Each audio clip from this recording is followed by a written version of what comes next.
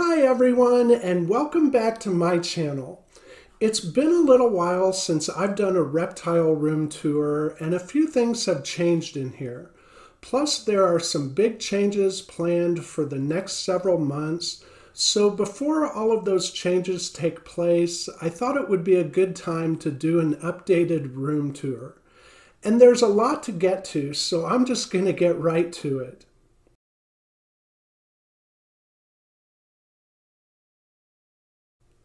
So every enclosure in this room is bioactive, which is a lot of work for me to maintain. But I think all the animals get a lot of benefit from that. And I'll start on this side of the room where there were closets, and I removed the doors to make use of that space. On the top left is my California king snake Rex. Rex is around a year old, so he's still kind of a baby. And he still acts like a baby snake a little bit. He's a little bit shy and skittish, but that's slowly improving. And he's definitely growing and healthy, and at some point I'll be upgrading this enclosure.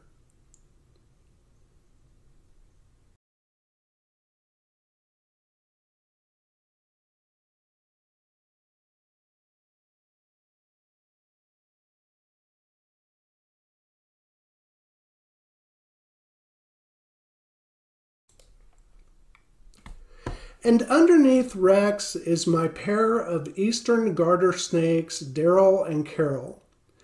It's very easy to tell them apart because female garter snakes grow bigger than the males, and Carol is getting to be a big girl.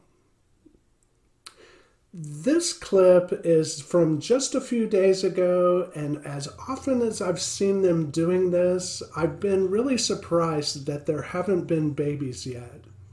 But I think it will just be a matter of time, and I'm prepared for it if I wake up one morning to find a tank full of baby garter snakes.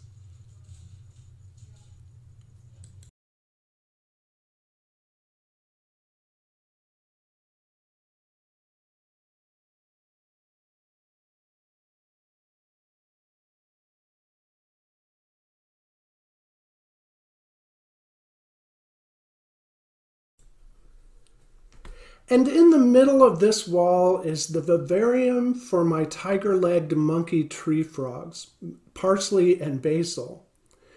And as much as these might be the most beautiful animals in the entire reptile room, they are also the most shy and reclusive. I almost never see them. And that makes it hard to get good videos of them. I wish I had their vocalization on video, but unfortunately I don't. They make really interesting clicks and chirps, and I hear them a lot more often than I see them.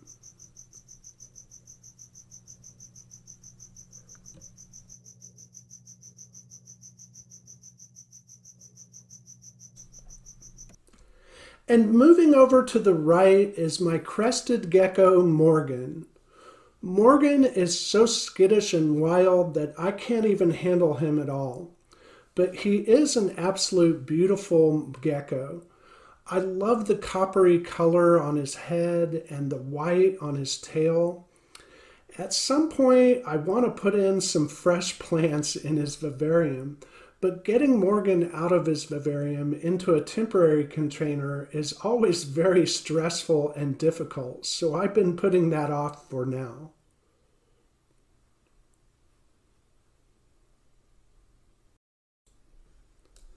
And in this space next to Morgan is where I keep my feeder insects and some supplies. There are cultures for bean beetles, fruit flies, springtails, and isopods, and a tub each for small crickets and large crickets.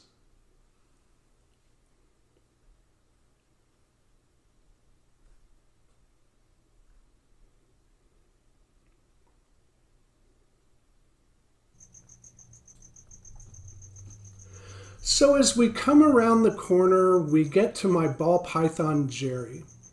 And if you follow my channel, then you no doubt have seen Jerry. Jerry is one of the most sweet and personable snakes you could ever know, and I love him so much. Jerry's not quite 2 years old, but he's getting to be a big boy, and he still has some growing to do. He's about to be outgrowing this 40-gallon enclosure, and I'm making plans for a really nice upgrade for his enclosure.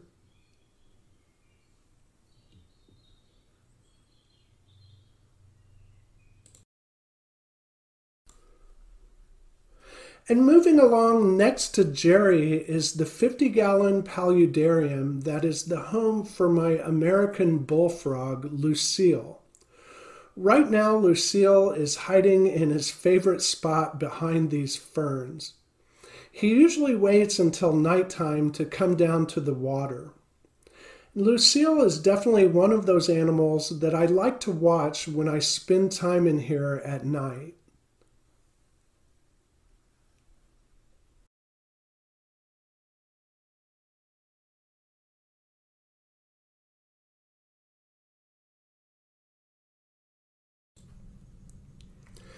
And next to Lucille is the cabinet enclosure that is home to my leopard gecko, Laverne, and my corn snake, Pumpkin. And I'm going to be doing upgrades as well for both Laverne and Pumpkin. And then I'm going to turn this cabinet thing into something amazing. Laverne and Pumpkin are both reptiles that I spend a lot of time with, and I've grown very close to both of them.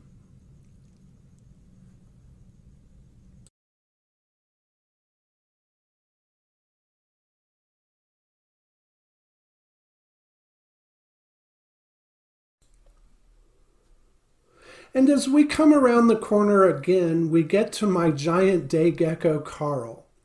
And I've shown Carl a lot on the channel, and he is also one of the most beautiful reptiles in this room. And while Carl can be a little bit crazy to deal with, he also has quite an interesting personality. Whenever I approach him, he always makes a lot of eye contact with me and seems like he's always thinking.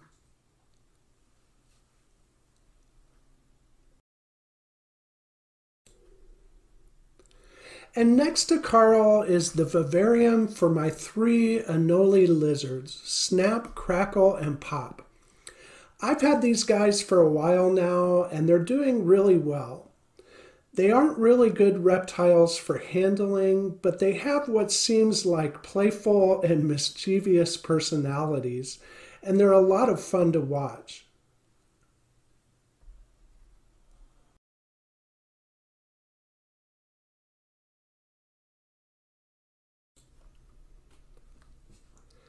And then we come to the vivarium for my 4 American green tree frogs. These green tree frogs are so beautiful, and there's just something about them that to me seems very peaceful. They do move around their vivarium quite a bit, but the rest of the time they just sit contently on a leaf like fat little smiling Buddhas.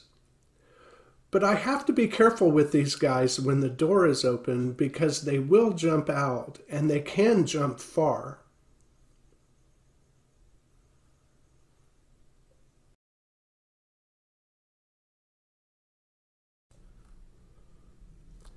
And in the corner here is my tomato frog, Scarlett.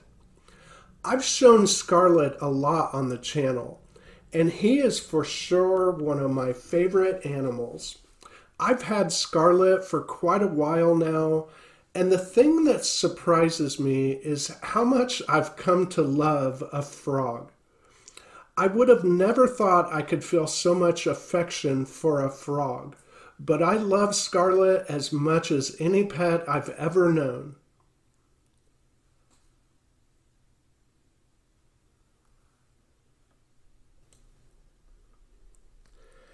And this is the vivarium for my 4 poison dart frogs.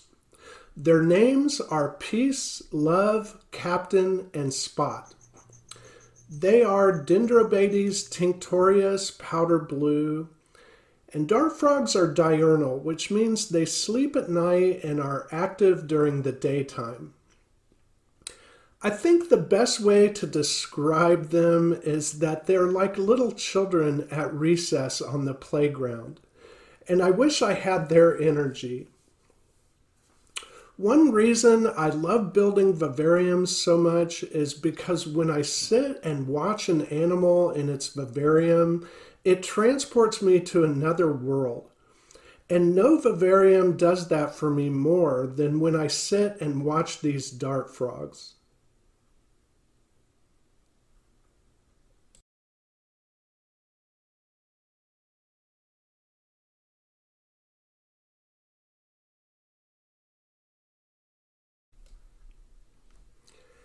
And last but not least is this large enclosure for my Boa Constrictor Ray.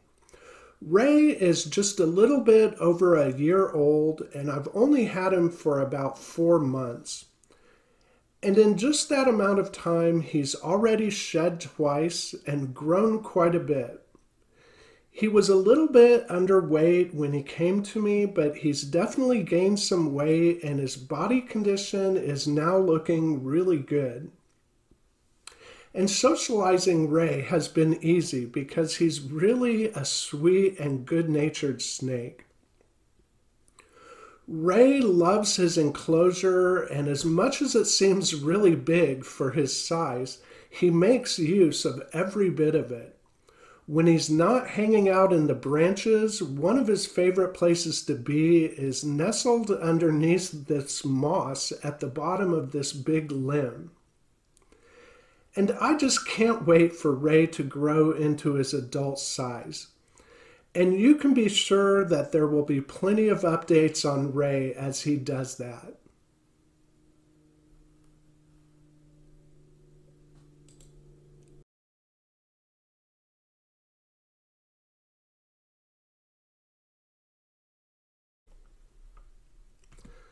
So that's the reptile room as it is right now.